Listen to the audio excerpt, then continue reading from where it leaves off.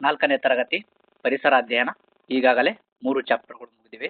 ಇದು 4ನೇ ಚಾಪ್ಟರ್. ಅದೇ ರೀತಿಯಾಗಿ 5ನೇ ತರಗತಿಯ EVS ಸಂಪೂರ್ಣವಾಗಿ ಮುಗಿದಿದೆ. ಅದು ಪ್ಲೇಲಿಸ್ಟ್ ನಲ್ಲಿದೆ. ನೀವು ಯಾರು ನೋಡಿಲ್ಲ ಆ ಒಂದು ವಿಡಿಯೋವನ್ನು ಸಹ ನೀವು ನೋಡಿ ಅಂತ ಹೇಳ್ತಾ, ಮೊದಲನೇ ಕಾನ್ಸೆಪ್ಟ್ ಬಂದ್ಬಿಟ್ಟು ನಾವು ತಿಂತಕ್ಕಂಥ ಬೇರುಗಳ ಮೇಲೆಯೂ ಕೂಡ ಪ್ರಶ್ನೆಗಳು ಕೇಳ್ತಾ ಬರ್ತಕ್ಕಂಥದ್ದು ನೋಡ್ತೀವಿ. TET ನಲ್ಲಿ, PSTR ನಲ್ಲಿ ಬಹಳಷ್ಟು ಇಂಪಾರ್ಟೆಂಟ್ ಆಗಿರತಕ್ಕಂಥದ್ದು. ಇದರ ಮೇಲೆ ಕೂಡ ಪ್ರಶ್ನೆಗಳು ಕೇಳ್ತಾ ಬರ್ತಕ್ಕಂಥದ್ದು ನೋಡ್ತೀವಿ. ಮೊದಲಿಗೆ ನಾವು ತಿಂತಕ್ಕಂಥ ಬೇರುಗಳ ಮೇಲೆ ಯಾವ ರೀತಿಯಾಗಿ ಪ್ರಶ್ನೆಗಳು ಬರ್ತವೆ ಅಂತ ಹೇಳಿ ನೋಡೋಣ. ಮೊದಲನೇದು ಪ್ರಶ್ನೆ, ನಾವು ಆಹಾರಕ್ಕಾಗಿ ಬಳಸುವ ಕೆಲವು ಸಸ್ಯಗಳು ಬೇರುಗಳನ್ನ ಹೆಸರಿಸಿ. ನಾವು ಆಹಾರಕ್ಕಾಗಿ ಬಳಸ್ತಕ್ಕಂಥ ಕೆಲವು ಸಸ್ಯಗಳ ಬೇರುಗಳನ್ನ ಹೆಸರಿಸಿ ಅಂತಕ್ಕಂಥದ್ದು ಪ್ರಶ್ನೆ. ಉತ್ತರ ಕ್ಯಾರೆಟ್, ಮೂಲಂಗಿ, ಬೀಟ್ರೂಟ್ ಮತ್ತು ಗೆಣಸು.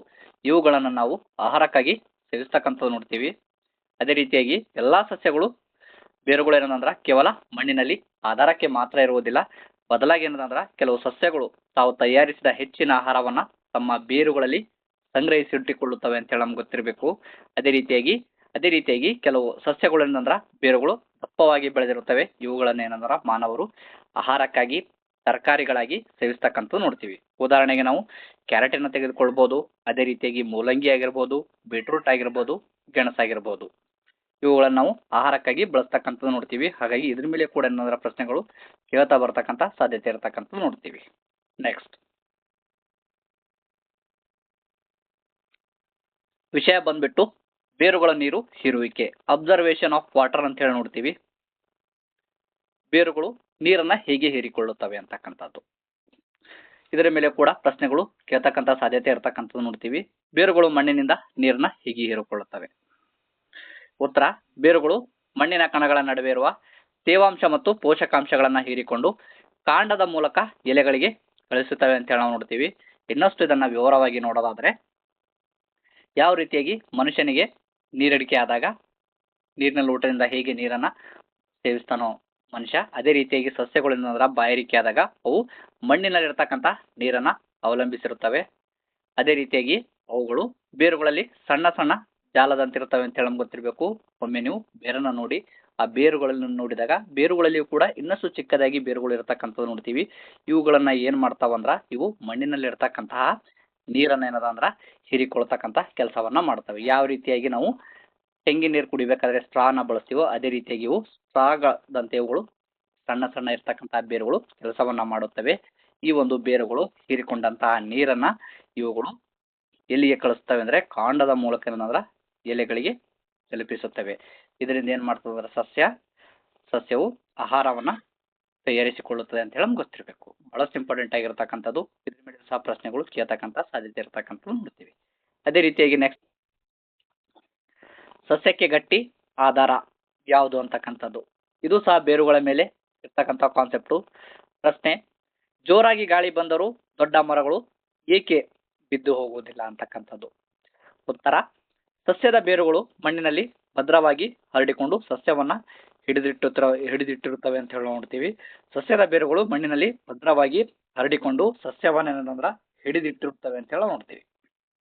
ಅಂದ್ರೆ ಮಣ್ಣಿನ ಒಳಗಡೆ ಸಸ್ಯದ ಬೇರುಗಳು ಏನಂದ್ರ ದೊಡ್ಡದಾಗಿ ಏನಂದ್ರ ಈ ರೀತಿಯಾಗಿ ಬಲೆಯಂತೆ ಇರತಕ್ಕಂಥದ್ದು ನೋಡ್ತೀವಿ. ಈ ಬೇರುಗಳು ಏನಂದ್ರ ಮಣ್ಣನ್ನ ಗಟ್ಟಿಯಾಗಿ ಹಿಡಿದಿಟ್ಟಿರುತ್ತವೆ. ಆದ್ರಿಂದ ಏನಂದ್ರ ಗಿಡವನ್ನ ಈಸಿಯಾಗಿ ಕಿತ್ತೊಗೆಯಲು ಪ್ರಯತ್ನಿಸಿದ್ರೆ ಅದು ಸುಲಭವಾಗಿ ಬರುವುದಿಲ್ಲ ಅಂತ ಹೇಳಿ ನಮ್ಗೆ ಗೊತ್ತಿರಬೇಕು. ಹಾಗಾದ್ರೆ ಸಸ್ಯಗಳು ಗಾಳಿ ಬಂದಾಗಲೂ ಅಥವಾ ದೊಡ್ಡ ಮರಗಳು ಏಕೆ ಬಿದ್ದು ಹೋಗುವುದಿಲ್ಲ ಅಂತ ಹೇಳಿ ಪ್ರಶ್ನೆ ಕೇಳಿದ್ರೆ ನಮ್ಗೆ ಗೊತ್ತಿರಬೇಕು. ಅದಕ್ಕೆ ಆಧಾರವಾಗಿರ್ತಕ್ಕಂಥದ್ದು ಯಾವುದು ಅಂದ್ರ ಬೇರುಗಳು.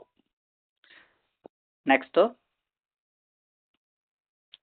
ಬಹಳಷ್ಟು ಇಂಪಾರ್ಟೆಂಟ್ ಆಗಿರತಕ್ಕಂಥದ್ದು ಬಿಳಿಲು ಬೇರುಗಳು, ವಿಸ್ಮಯ. ಇದರ ಮೇಲೆ ಕೂಡ ಪ್ರಶ್ನೆಗಳು ಕೇಳ್ತಕ್ಕಂಥ ಸಾಧ್ಯತೆ ಇರತಕ್ಕಂಥದ್ದು ನೋಡ್ತೀವಿ.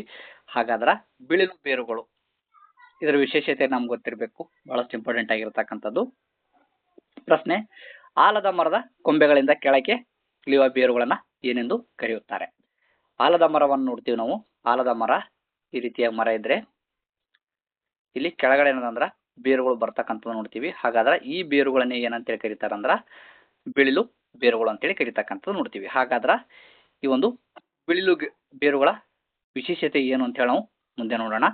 ಆಲದ ಮರದ ಕೊಂಬೆಗಳಿಂದ ಕೆಳಗೆ ಇಳಿಯುವ ಬೇರುಗಳನ್ನ ಏನೆಂದು ಕರೆಯುತ್ತಾರೆ ಅಂದ್ರೆ ಉತ್ತರ, ಇವುಗಳನ್ನ ಬಿಳಿಲು ಬೇರುಗಳು ಎಂದು ಕರೆಯುತ್ತಾರೆ. ಇಲ್ಲಿಗೆ ಅರ್ಥವನ್ನ ಮಾಡ್ಕೋಬೇಕು. ಇವುಗಳನ್ನ ಏನೆಂದು ಕರೀತಾರೆ ಅಂದ್ರೆ ಬಿಳಿಲು ಬೇರುಗಳು. ಆಲದ ಮರವು ತುಂಬಾ ದೊಡ್ಡದಾಗಿ ಮತ್ತು ಭಾರವಾಗಿ ಬೆಳೆಯುತ್ತದೆ. ಕೇವಲ ಮಣ್ಣಿನೊಳಗಿನ ಬೇರುಗಳು ಈ ಭಾರವನ್ನ ಹಿಡಿದುಕೊಳ್ಳುವುದು ಕಷ್ಟವಾಗಿರುತ್ತದೆ ಅಂತ ನಾವು ನೋಡ್ತೀವಿ. ಈ ರೀತಿಯಾಗಿ ಕಾಂಡ ಇದ್ದಾಗ ಈ ಬೇರುಗಳು ಬಹಳಷ್ಟು ಏನದಂದ್ರೆ ಆಲದ ಮರ ನಾವು ನೋಡ್ತೀವಿ ಬಹಳಷ್ಟು ದೊಡ್ಡದಾಗಿರ್ತಕ್ಕಂಥ ನೋಡ್ತೀವಿ, ಬೃಹತ್ ಆಕಾರದಲ್ಲಿ ಇರ್ತಕ್ಕಂಥ ನೋಡ್ತೀವಿ. ಈ ಒಂದು ಕೆಳಗಡೆ ಇರ್ತಕ್ಕಂಥ ಮಣ್ಣಿನಲ್ಲಿ ಇರ್ತಕ್ಕಂಥ ಬೇರುಗಳು ಈ ಭಾರವನ್ನ ಹಿಡಿದಿಟ್ಟುಕೊಳ್ಳಲು ಏನಂದ್ರೆ ಕಷ್ಟವಾಗ್ತಕ್ಕಂಥದ್ದು ನೋಡ್ತೀವಿ. ಹಾಗಾಗಿ ಆದ್ದರಿಂದ ಈ ರೀತಿಯಾಗಿ ರೆಂಬೆ ಕೊಂಬೆಗಳಿಂದ ದಾರದಂತೆ ಬೇರುಗಳು ಕೆಳಗಿಳಿದು ನೆಲಕ್ಕೆ ಏನಂದ್ರೆ ಸೇರ್ತಕ್ಕಂಥದ್ದು ನೋಡ್ತೀವಿ. ಈ ಒಂದು ಬೇರುಗಳು ಏನಂದ್ರ ಮರಕ್ಕೆ ಹೆಚ್ಚುವರಿ ಕಂಬದಂತೆ ಯಾವ ರೀತಿ ಕಂಬ ಆಧಾರವಾಗ್ತದೋ ಅದೇ ರೀತಿಯಾಗಿ ಈ ರೀತಿಯ ಬೇರುಗಳು ಈ ಒಂದು ಆಲದ ಮರಕ್ಕೆ ಆಧಾರವನ್ನ ಆಗ್ತಕ್ಕಂಥದ್ದು ನೋಡ್ತೀವಿ. ಇದರ ಒಂದು ವಿಶೇಷತೆ ನಮ್ಗೆ ಗೊತ್ತಿರಬೇಕು. ಬಿಳಿಲು ಬೇರುಗಳ ವಿಸ್ಮಯ ಅಂದಾಗ ಅಂದ್ರೆ ಇಲ್ಲಿಗೆ ಅರ್ಥವನ್ನ ಮಾಡ್ಕೋಬೇಕು ಈಸಿಯಾಗಿ. ಬಿಳಿಲು ಬೇರುಗಳ ವಿಸ್ಮಯ ಅಂದಾಗ ಆಲದ ಮರದ ಕೊಂಬೆಗಳಿಂದ ಕೆಳಗೆ ಇಳಿಯುವ ಬೇರುಗಳನ್ನ ಏನಂತಾರೆ ಬಿಳಿಲು ಬೇರುಗಳು. ಈ ಒಂದು ಬಿಳಿಲು ಬೇರುಗಳು ಆಲದ ಮರ ತುಂಬಾ ದೊಡ್ಡದಾಗಿ ಮತ್ತು ಭಾರವಾಗಿ ಬೆಳೆಯುತ್ತದೆ. ಕೇವಲ ಮಣ್ಣಿನೊಳಗಿನ ಬೇರುಗಳು ಈ ಭಾರವನ್ನ ಹಿಡಿದುಕೊಳ್ಳಲು ಕಷ್ಟವಾಗುತ್ತದೆ. ಆದ್ದರಿಂದ ಕೊಂಬೆಗಳಿಂದ ದಾರದಂತೆ ಬೇರುಗಳು ಕೆಳಗೆ ಇಳಿದು ನೆಲವನ್ನ ಸೇರುತ್ತವೆ. ಇವುಗಳು ಆಲದ ಮರಕ್ಕೆ ಏನಂದ್ರೆ ಹೆಚ್ಚುವರಿ ಆಧಾರವನ್ನ ನೀಡುತ್ತವೆ ಅಂತ ಹೇಳಿ ಗೊತ್ತಿರಬೇಕು. ಬಹಳಷ್ಟು ಇಂಪಾರ್ಟೆಂಟ್ ಆಗಿರತಕ್ಕಂಥದ್ದು. ಅದೇ ರೀತಿಯಾಗಿ ನೆಕ್ಸ್ಟ್ ಬೇರಿನ ಉದ್ದದ ವಿಶೇಷ ಮಾಹಿತಿ ಇಂಪಾರ್ಟೆಂಟ್ ಆಗಿರತಕ್ಕಂಥದ್ದು ರೆಕಾರ್ಡ್ ರೂಟ್ ಲೆಂತ್ ಅಂತ ಹೇಳಿ ನೋಡ್ತೀವಿ. ಪ್ರಶ್ನೆ ಯಾವ ರೀತಿಯಾಗಿ ಕೇಳಬಹುದು ಅಂತ ಹೇಳಿ ನೋಡೋದಾದ್ರೆ, ದಾಖಲೆಯ ಪ್ರಕಾರ ಅತಿ ಉದ್ದವಾದ ಬೇರುಗಳನ್ನ ಹೊಂದಿರುವ ಸಸ್ಯ ಯಾವುದು? ದಾಖಲೆಯ ಪ್ರಕಾರ ಅತಿ ಉದ್ದವಾದ ಬೇರುಗಳನ್ನ ಹೊಂದಿರುವ ಸಸ್ಯ ಯಾವುದು ಅಂತಕ್ಕಂಥದ್ದು ಉತ್ತರ ಹುಲ್ಲಿನ ಜಾತಿಗೆ ಸೇರಿದ ಒಂದು ಸಸ್ಯದ ಬೇರು ಸುಮಾರು 600 ಕಿಲೋಮೀಟರ್ ಉದ್ದ ಇರಬಲ್ಲದು ಅಂತಕ್ಕಂಥದ್ದು ನೋಡ್ತೀವಿ. ಹುಲ್ಲಿನ ಜಾತಿಗೆ ಸೇರಿಸಿದ ಸಸ್ಯದ ಬೇರು ಸುಮಾರು 600 ಕಿಲೋಮೀಟರ್ ಉದ್ದ ಇರಬಹುದು ಅಂತ ಹೇಳಿ ನೋಡ್ತೀವಿ. ಸರಳ ವಿವರಣೆಯನ್ನು ನೋಡೋದಾದ್ರೆ, ಸಣ್ಣ ಗಿಡದ ಬೇರುಗಳು ಏನಂದ್ರ ಸಣ್ಣದಾಗಿರುತ್ತವೆ ಅಂತೇಳಿ ನಾವು ತಿಳ್ಕೊತೀವಿ. ಆದರೆ ಅವುಗಳು ಸಣ್ಣದಾಗಿರುವುದಿಲ್ಲ. ಬದಲಾಗಿ ಏನಂದ್ರ ಕೆಲವು ಬೇರುಗಳು ನೀರನ್ನ ಹುಡುಕ್ತಾ ಹೋಗ್ತಕ್ಕಂಥದ್ದು ನೋಡ್ತೀವಿ. ಬೇರುಗಳು ಏನಂದ್ರ ನೀರು ಯಾವ ಕಡೆ ಇರ್ತವೆ ಆ ರೀತಿಯಾಗಿ ಆ ಕಡೆನೆ ಬೆಳಿತಕ್ಕಂಥದ್ದು ನೋಡ್ತೀವಿ.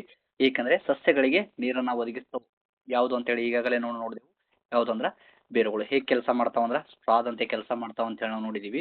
ಹಾಗಾದ್ರ ನೀರು ಈ ಕಡೆ ಇದ್ರೆ ಬೇರುಗಳು ಈ ರೀತಿಯಾಗಿ ಬೆಳಿತಕ್ಕಂಥದ್ದು ನೋಡ್ತೀವಿ. ಹಾಗಾದ್ರ ಕೆಲವು ಸಸ್ಯಗಳು ನೀರನ್ನ ಹುಡುಕುತ್ತಾ ಎಷ್ಟು ದೂರವರೆಗೆ ಹೋಗಿದೆ ಅಂದ್ರೆ 600 ಕಿಲೋಮೀಟರ್ ಅಂದಾಜು ನಾವು ನೋಡ್ಬೋದು.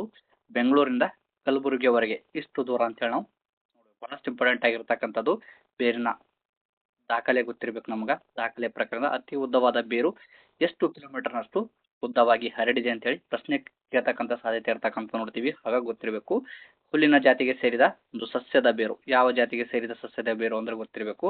ಹುಲ್ಲಿನ ಜಾತಿಗೆ ಸೇರಿದ ಸಸ್ಯದ ಬೇರು ಸುಮಾರು 600 ಕಿಲೋಮೀಟರ್ ಉದ್ದವಾಗಿ ಇರಬಲ್ಲದು ಅಂತೇಳಿ ನಮ್ಗೆ ಗೊತ್ತಿರಬೇಕು. ಬಹಳಷ್ಟು ಇಂಪಾರ್ಟೆಂಟ್ ಆಗಿರ್ತಕ್ಕಂಥ